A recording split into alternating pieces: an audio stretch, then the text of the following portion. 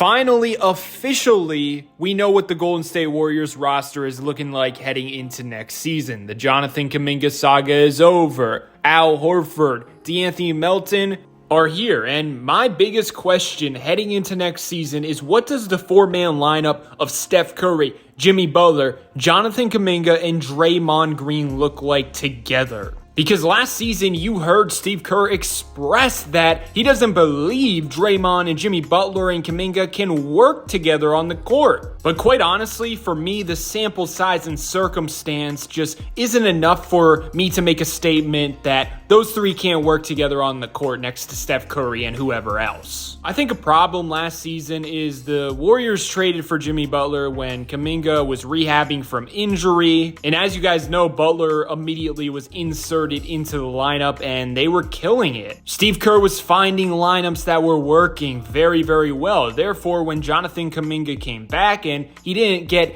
instant gratification, it was very easy for him to pull the plug and go back to what was working. It was also towards the end of the year, so there wasn't much time to work out the kinks. They had to get ready for the NBA playoffs. And as you know, the Western Conference was extremely tight, so every game was basically a playoff game since they were trying to scratch and claw to get away from the play-in tournament. It turns out those three, Kuminga, Draymond, and Jimmy Butler, only played 38 minutes together during the regular season. Once again, I just don't believe that is big enough of a sample size to make any conclusions. I mean, the largest amount of minutes they played in a single game was 9 minutes and 51 seconds. The second was 7 minutes and 33 seconds. And then the third was 5 minutes and 48 seconds. The rest were under 3 minutes. I mean, like, what are we doing here? In the postseason, they played 67 minutes together and were elite defensively. However, offensively, they really struggled. But keep in mind, that was without Steph Curry. 98.5 offensive rating to be exact and 108.2 defensive rating.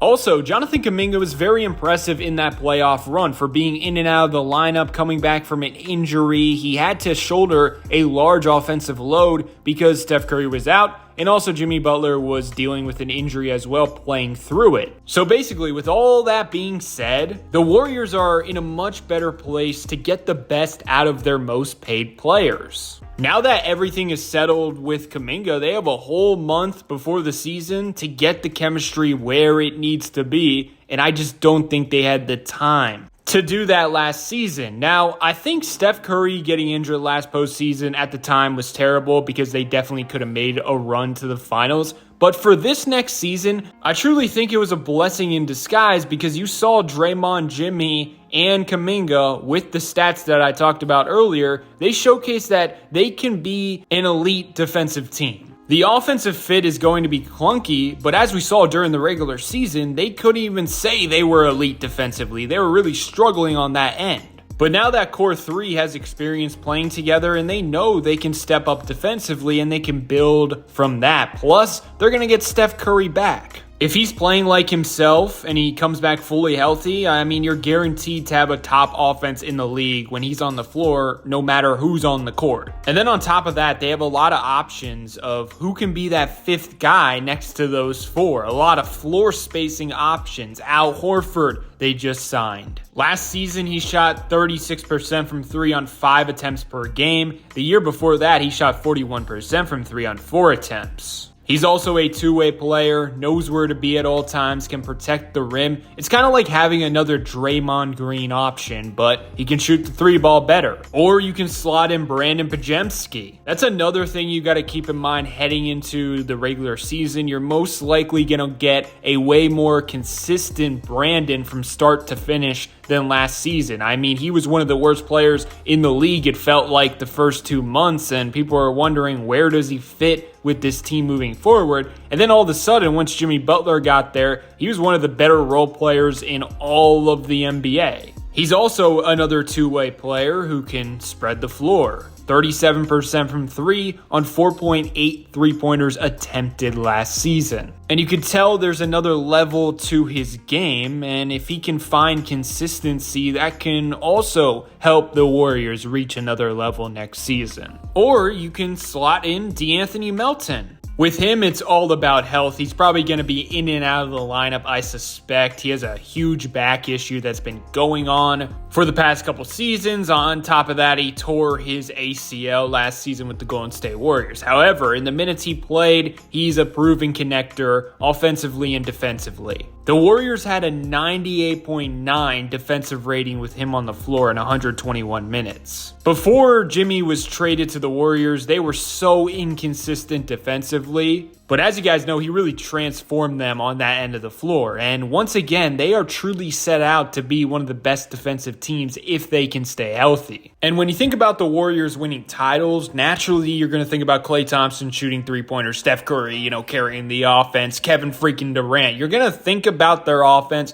because that's what they're mostly known for. But also, everyone forgets whenever they win a championship, they're a top-level defense. But as I was saying, there's just so many options for Steve Kerr. You can even throw in Moses Moody next to those four players. Just like Brandon, the Butler acquisition really changed his season. He ended up shooting 37% from three on 4.6 attempts per game. I'm not done yet. You can even put Quinton Post next to those four. And it makes sense because he can stretch the floor and protect the rim. He shot 40% from three on 4.3 attempts per game. My point is, a healthy Warriors roster makes a lot of sense. And I think last season kind of warped everyone's brains into thinking that Kuminga doesn't fit with the Warriors. But like I said, there was things going on that made it difficult. The Warriors have found ways to make everyone fit together. Andrew Wiggins, they turned into a defensive specialist. He was not known as a winning player before he got to Golden State. Jordan Poole was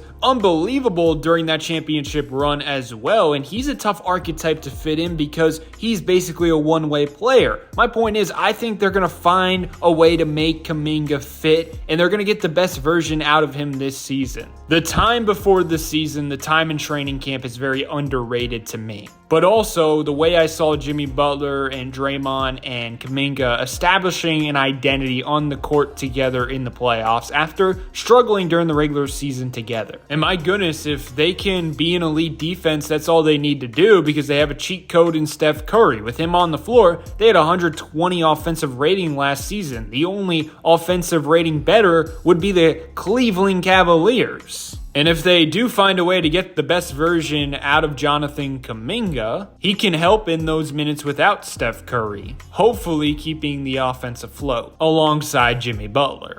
And that's another thing to keep in mind. Last season, in the beginning of the year, Steph Curry had to exert so much energy to keep the offense afloat. And then when he was off the floor, they were one of the worst in the league. But remember, when Jimmy Butler came around, they started winning and extending leads in the minutes without Steph Curry because Butler was carrying them. So if they can keep that up to start the season and go the entire year doing that, both Curry and Butler should be way more rested than they were heading into this postseason. Well, Butler was rested, more so talking about Steph. But yeah, that's all I got. I mean, it's clear the Golden State Warriors are championship contenders when healthy. Obviously, you got to worry about health because they're an older roster, but that goes without being said. Let me know your thoughts below in the comments section. Do you agree? Do you disagree?